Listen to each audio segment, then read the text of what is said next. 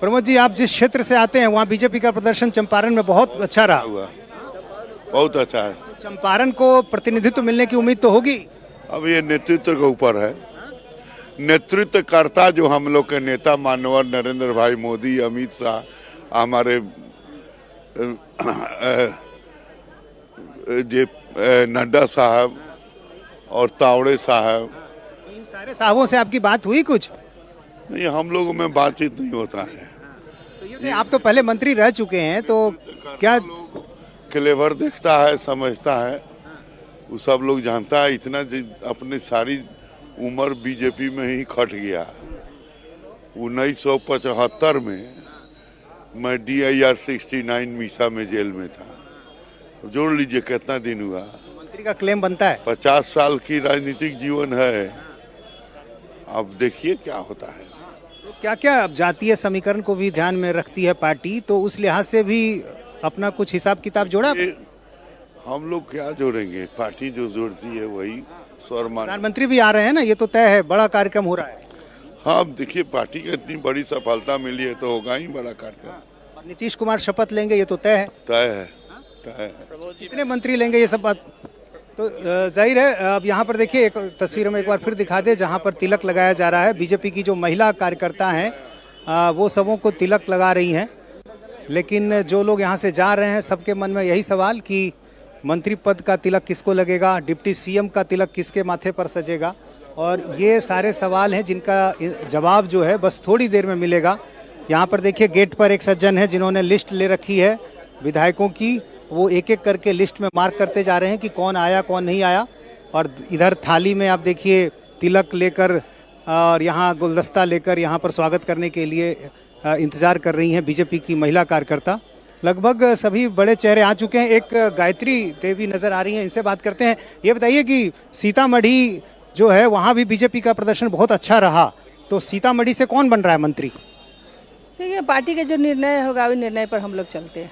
जो पार्टी आदेश देगी वो काम करेंगे। इस बार इतना सेक्रेट क्यों है, गुप्त है, किसी को पता ही नहीं चल रहा? नहीं, देखिए, पार्टी के आधार पर जो हमारी पार्टी निर्णय लेंगे वही काम हम लोग करेंगे, वही आधार पर चलेंगे। जो पार्टी निर्णय करेगी वही पर चलेंगे। तो महिला वोटरों की इस बार बड़ी चर्चा रही, तो फिर ये भी कहा गया कि महिलाओं को बड़ी जिम्मेदारी मिल सकती है। महिलाओं तो बहुत अच्छे से दी है वोट, बहुत अच्छा की है महिलाओं, बढ़ चढ़ कर काम की है। तो हमारे पार्टी ने जो निर्णय देंगे महिलाओं को तो आगे बढ़ावे करेंगे, बढ़ा भी रहे हैं। जो निर्णय होगा वो काम करेंगे। डिप्टी CM का पद भी महिला को मिल सकता है, ये भी चर्चा हो रही है। देखिए, जो हम निर्णय पार्टी देगी वो आप तुरंत सुन लीजिएगा। उसमें ये तो छुपने के कहाँ बात है नहीं है। जो पार्टी निर्णय करेगी वो पार्टी के आधार पर हम लोग चलेंगे। उसके बारे में कोई जानकारी जुटाई है? नहीं, हम खुद नहीं जुटाए, नहीं कुछ नहीं। तो गायत्री देवी जो हैं वो पहुंची। अब देखिए, एक और बड़ा नाम, ये धर्मेंद्र प्रधान, चुनाव प्रभारी धर्मेंद्र प्रधान पहुंच गए हैं। तो सभी बड़े चेहरे जो हैं वो अब आ गए हैं। सभी बड़े नेता यहाँ पर पहुंच चुके हैं। विनोद तावड़े पहले आ चुके थे, सम्राट चौधरी आ चुके थे, जो पर्यवेक्षक हैं वो आ चुके थे। और अब जो है बीजेपी के चुनाव प्रभारी धर्मेंद्र प्रधान भी बीजेपी दफ्तर में पहुंच गए हैं। अभी दफ्तर में जो तमाम बड़े नेता हैं वो एक साथ अलग बैठ रहे हैं और फिर एक दूसरे हिस्से में जो अटल सभागार कहलाता है वहाँ पर विधायकों की मीटिंग के लिए उनको दूसरे रास्ते से ले जाया जा रहा है। तो लगभग सभी चेहरे पहुंच गए हैं। एक सांसद हैं जनार्दन सिग्रीवाल। सिग्रीवाल साहब, क्या कहेंगे? इस बार की जीत तो बड़ी जीत है ही, लेकिन आपके क्षेत्र के हिसाब से मंत्रिमंडल में कौन आ रहा है कौन नहीं आ रहा है, इसको लेकर कोई जानकारी? देखिए, मंत्री कौन बनेगा नहीं बनेगा हमारा पार्लियामेंट्री बोर्ड तय करेगा, हमारा केंद्रीय नेतृत्व तय करेगा, राज्य का नेतृत्व तय करेगा। लेकिन जो भी होगा वह सही होगा, क्योंकि बिहार की जनता ने एक अपार बहुमत के साथ फिर से एनडीए को वापस लाने का काम किया है। और हम बिहार को विकसित बिहार बनाने की दिशा में हम आगे काम करेंगे। बिहार आज हर क्षेत्र में विकास कर रहा है, हर क्षेत्र में विकसित हुआ है। हम उसको और मजबूती प्रदान। जाति समीकरणों की बड़ी भूमिका रहती है, इसलिए पूछ रहा हूँ। राजपूत समाज से आप आते हैं, 32 राजपूत विधायक जीते हैं, तो राजपूतों को बड़ी जगह मिल सकती है मंत्रिमंडल? तो देखिए, जाति के आधार पर हम लोग कभी सोचते नहीं है। हम लोगों ने अभी भी कभी भी हमने सोचा है तो राष्ट्र के आधार पर, राज्य के आधार पर। राज्य हमारा सर्वोपरि है, राज्य का विकास हमारे लिए सर्वोपरि है, देश हमारे लिए सर्वोपरि है, देश का विकास हमारे लिए सर्वोपरि। हम उस दिशा में सोचते हैं, वो इस दिशा में करते भी हैं। नीतीश कुमार क्या लग रहा है 5 साल तक अब सीएम रहेंगे या बीच में कुछ बदलाव भी हो सकता है? भिखू भाई दलसानिया इसी बीच आ गए और जाहिर है उनसे मुलाकात कर रहे हैं। भिखू भाई भी इस पूरे चुनाव में काफ़ी सक्रिय रहे हैं और जो जिम्मेदारी इनकी रही है पार्टी में उस भूमिका को बखूबी इन्होंने निभाया है। तो अब चूंकि बैठक शुरू होने वाली है तो अब एक एक करके जो तमाम जो नेता हैं वो यहाँ पर पहुँच रहे हैं।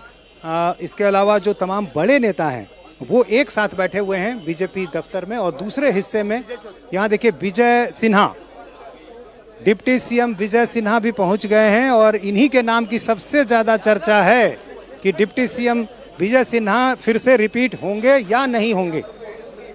सबसे ज़्यादा चर्चा इसी बात की हो रही है और इसलिए विजय सिन्हा का जो नाम है वो काफ़ी चर्चा है। विजय जी बहुत बहुत बधाई हो भैया। सबसे ज़्यादा चर्चा आप ही के नाम की हो रही है, क्या कहेंगे? फिर से बन रहे हैं, नहीं बन रहे हैं, कोई जानकारी? चलिए चलिए आने दीजिए।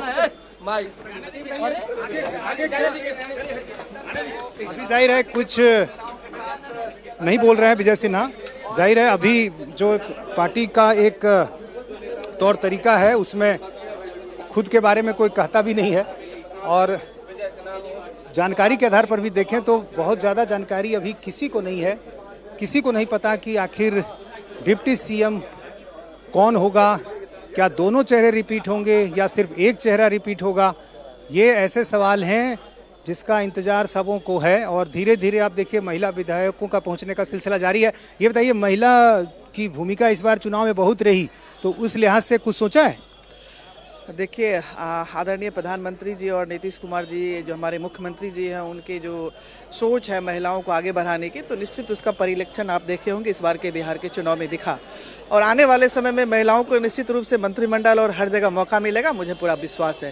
क्योंकि हमारी भारतीय जनता पार्टी और एनडीए गठबंधन की जो सरकार है वो महिला के पर्सपेक्टिव में ही सारा काम की है और महिला ने इनका खुल के आशीर्वाद भी दिया गया है और आने वाले समय में भी महिलाओं को ध्यान में रख के ही सारे निर्णय लिया जाएगा, इससे मुझे पूर्ण विश्वास है। तो हर किसी को उम्मीद, महिलाओं को भी उम्मीद, क्योंकि जिस तरह का प्रदर्शन रहा है महिलाओं का, खासतौर से जिस तरह का टर्नआउट दिखा मतदान केंद्रों पर, महिलाओं का वोट प्रतिशत आप देख लें, महिलाओं से जुड़े मुद्दों को आप देख लें, 10,000 रुपये की बहुत ज़्यादा चर्चा हुई, इसके अलावा वृद्धावस्था पेंशन की बहुत चर्चा हुई।